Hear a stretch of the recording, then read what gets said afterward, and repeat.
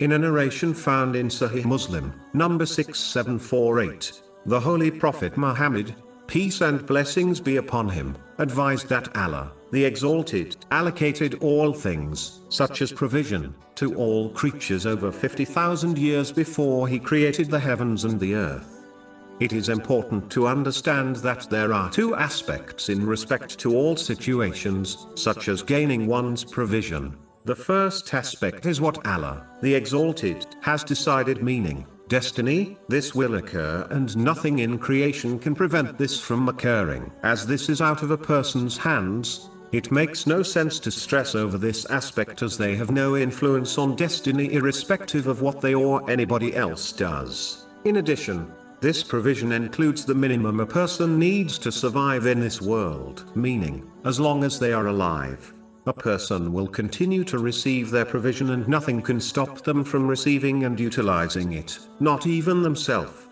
The second aspect is one's own efforts. This aspect a person has full control over, and they should therefore concentrate on this aspect by using the means they have been provided, such as their physical strength to obey Allah, the Exalted, by fulfilling His commands, refraining from His prohibitions, and by facing destiny with patience, which they have no control over, according to the traditions of the Holy Prophet Muhammad, peace and blessings be upon him.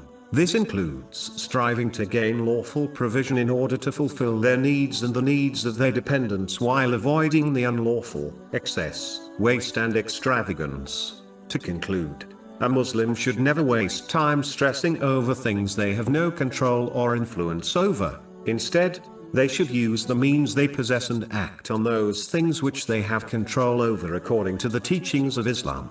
A Muslim must avoid adopting an extreme mentality by either adopting laziness and relying on destiny to deliver their provision to them, nor should they rely completely on their own efforts. The balance is to strive to earn lawful wealth according to the teachings of Islam and rely on the guarantee of Allah, the Exalted, as this reliance will prevent impatience and seeking wealth through unlawful means. This is what Allah, the Exalted, has commanded.